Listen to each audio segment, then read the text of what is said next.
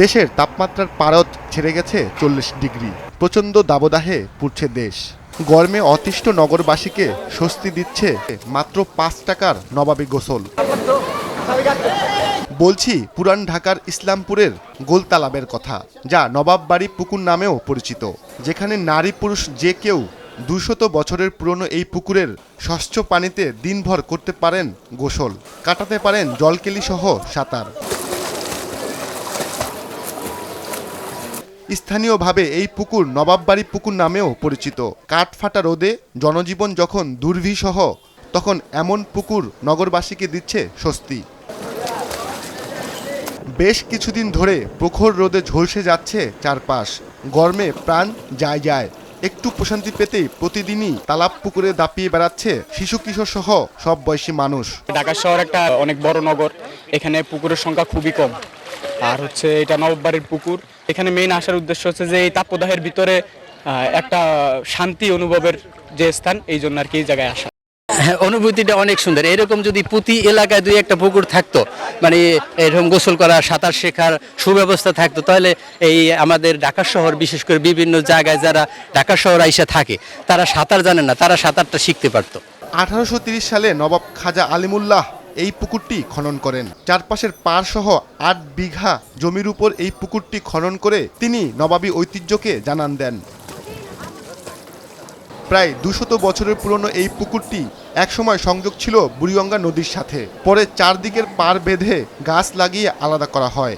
তারপর থেকেই এই পুকুরের স্বচ্ছ পানি পরিবেশের জন্য অন্য যে কোনো পুকুর থেকে আলাদা। চাইলেই এই পুকুরে যে কেউ সারতে পারেন গোসল, যার টোকেন মূল্য মাত্র 5 টাকা। আমরা সবাই 5 টাকার বিনিময়ে এই সুন্দর একটি প্রকৃতির মাঝখানে আমরা গোসল করতে পেরে খুবই আনন্দিত। মাছ চাষ করতেছে, মাছে গেম দিতেছে, ঠিক আছে, পুলিশ গোসল করতেছে, পুলিশের টাকা নিতেছে।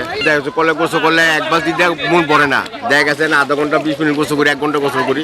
যেমন আধা ঘন্টা দূরে আসি গোসল করতে, আধা ঘন্টা দূরে গোসল করতে আছে, চুলটা ঠান্ডা হইলো। এই গরমের ভিতরে যে গোসল করতে আসছি, ভালোই লাগতেছে।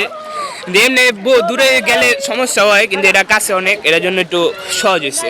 তবে শর্ত আছে একটি, চাইলেই ব্যবহার করা যাবে না সাবান অথবা শ্যাম্পু।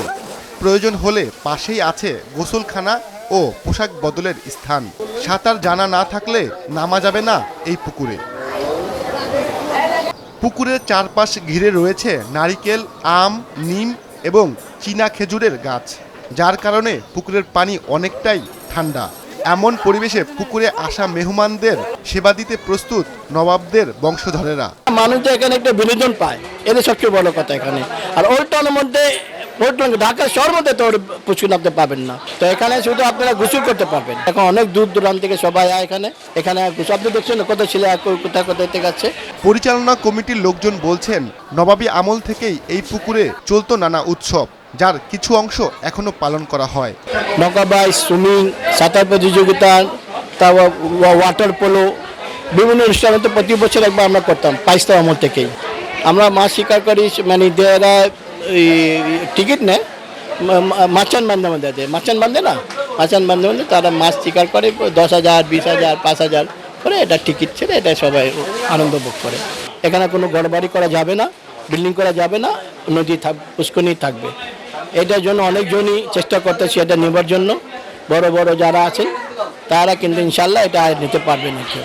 তবে শত বছরের পুরনো নবাবী এই ঐতিহ্যের উপর কুনজর রয়েছে ভূমি খেকোসহ দখলদারদের।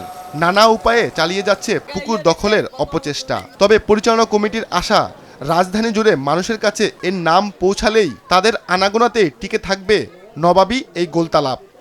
পুরান ঢাকার ঐতিহ্যবাহী নবাববাড়ি এ পুকুরে এখন আর নবাবরা নেই।